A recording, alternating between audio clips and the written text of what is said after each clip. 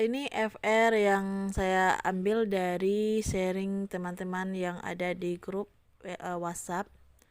Salah satunya ini dari Hello. Terima kasih ya buat Hello, dan saya share di YouTube. Semoga teman-teman lain juga bisa mengambil materi-materinya untuk tes bagi yang belum. Soal yang pertama, jadi ini tentang pedagogik.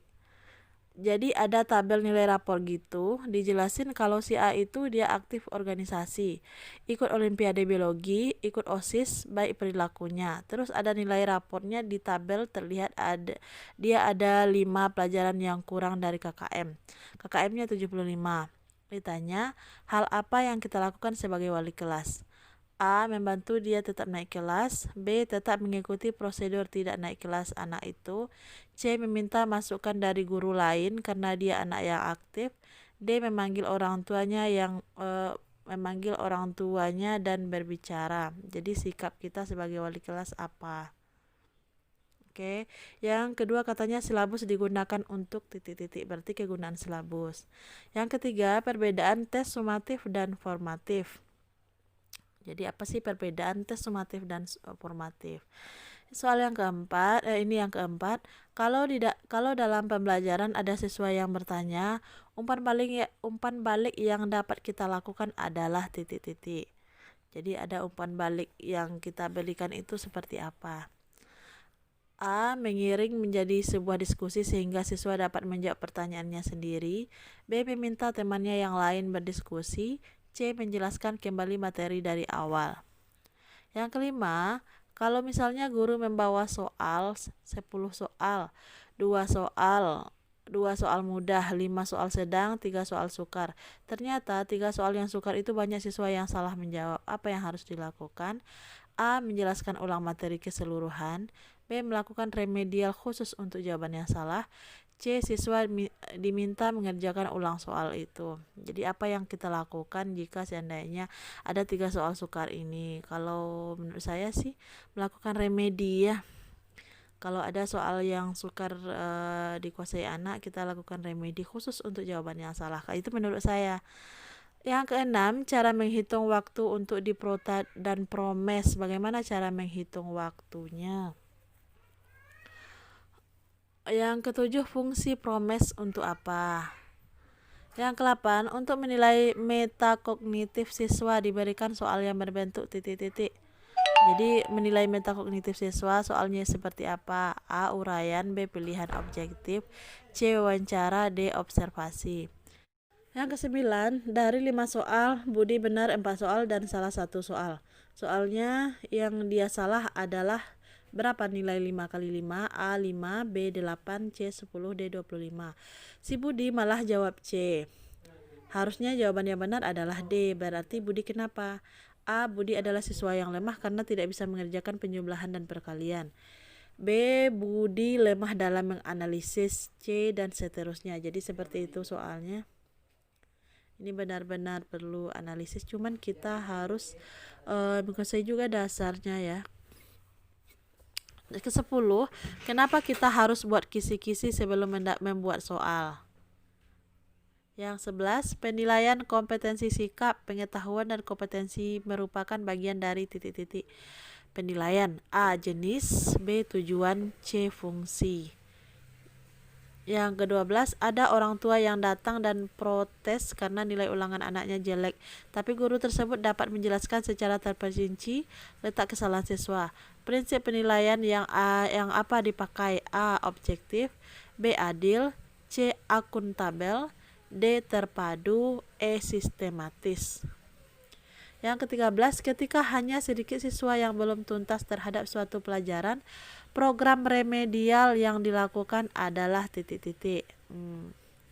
Oke, yang 14, bimbingan secara khusus dapat dilakukan apabila masih tentang remedi. Yang ke-15 tentang penskoran. Penskoran tanpa koreksi dengan koreksi. 16 tentang alokasi waktu dan fungsi. 17, ada yang gini, jika Anda seorang guru IPS kelas 5 SD yang akan mengerjakan tentang kerjaan Singosari, ini kerajaan maksudnya ya.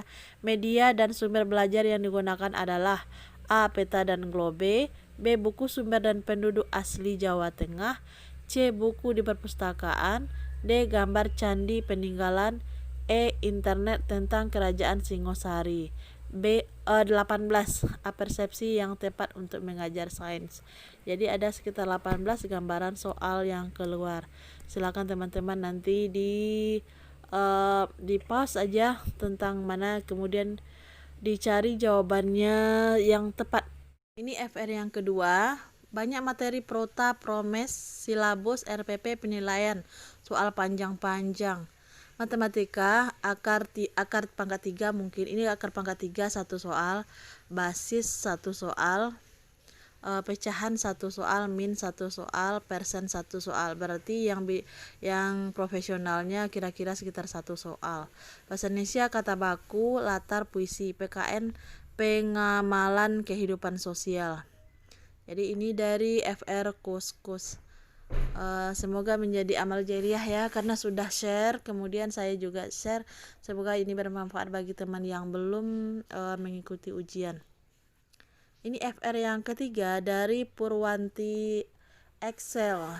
Saya juga mengucapkan terima kasih dan semoga menjadi amal jariah bagi yang sudah share ini. Pedagogi katanya susunan RPP. Yang sulit menghafal ingat saja, ini ada tipsnya kali. Identitas ID tujuan 3M Sule. Jadi identitas ID singkatannya ya. Kemudian tujuan 3M Sule. Identitas KI, KD, indikator, tujuan, materi, metode, media, sumber belajar, langkah-langkah, evaluasi. Jadi yang sulit menghafal katanya diingat aja identitas ID tujuan 3M Sule. Oke, terima kasih. Prinsip penyusunan RPP. Prinsip penilaian. Banyak soal tentang penilaian studi kasus. Ada orang tua yang datang protes karena nilai ulangan anaknya jelek. Oh, ini sama yang tadi ya, FR yang tadi. Dan guru mampu menjelaskan secara terperinci letak kesalahan siswa.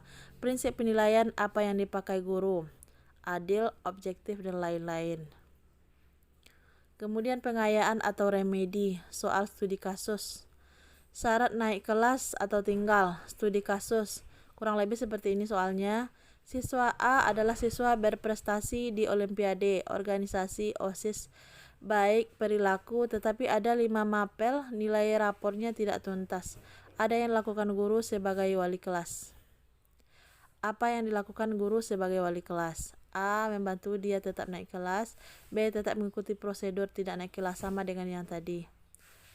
Kemudian prinsip silabus, komponen prota, prosem. Berarti teman-teman harus kuasai benar nih komponen-komponen prota dan prosem, apa-apa aja komponennya. Metode, media, sumber belajar. Jika seorang guru mengerjakan tentang kerajaan Singosari, ini sama dengan yang tadi. Media dan sumber belajar yang digunakan adalah prinsip pengembangan kurikulum. Hafal saja PBOR 2F 2M. Valid, efisien, berkesinambungan, berorientasi, relevan, fleksibel, fundamental, manfaat, menarik. Itu jadi ini dikasih tips kali untuk mengingatnya. Jadi prinsip pengembangan kurikulum hafal saja PBOR 2F 2M. Oke. Fungsi kisi-kisi soal 5x5. Siswa A menjawab 10. Cara guru mengenangani bagaimana? Ini sama dengan yang tadi. IPA, ada gambar gerhana bulan. Gerhana apa yang terjadi? Cincin, penumbra, umbra. Berarti teman-teman harus tahu betul apa bedanya gerhana cincin, penumbra, dan umbra. Kemudian planet. Oke, planet mungkin planet dalam, planet luar. Teman-teman juga harus tahu susunannya.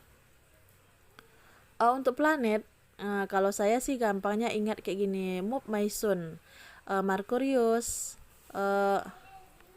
U-nya kita ibaratkan V ya, Merkurius, Venus, Bumi, kayak gitu. Jadi disingkat aja ujung-ujungnya supaya kita gampang ingatnya, sama dengan kayak tadi Sule tadi.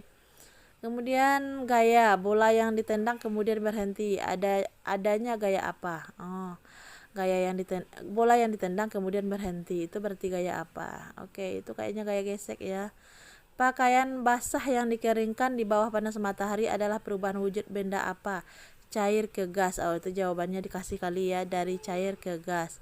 Gravitasi, kelapa jatuh dari tangkainya, berarti gaya gravitasi contohnya itu ya, sudah dikasih sekalian. Kemudian kenapa langit berwarna biru dan debit air. Oke, untuk bahasa Indonesia, mencari tema, amanat, latar. Jenis-jenis paragraf, ada narasi, eksposisi, dan lain-lain. Ada puisi dalam bahasa Jawa, disuruh cari tema apa? Dia kira saya ini orang Jawa. Oke, berarti buat yang di luar Jawa pasti kesulitan menjawabnya ya. Ada lagu Ebit berita kepada kawan. Oh, lupa petanya apa? Baca lirik sambil menyanyi lupa waktu. Parafrase. Oke. Kemudian untuk PKN dan IPS,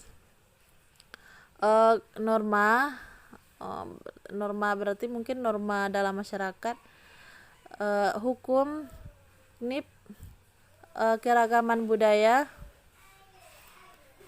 ideologi Pancasila, penerapan sila, tujuan IPS SD, ada tentang geografi. Yang matematika min, median hanya 4 nomor, yang lain lupa. Oke, terima kasih buat siapa namanya tadi, buat Purnawanti Excel.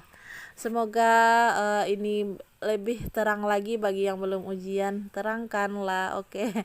Bagi yang belum ujian, saya rasa ini sudah semakin gampang karena banyak sekali gambaran-gambaran soal yang keluar.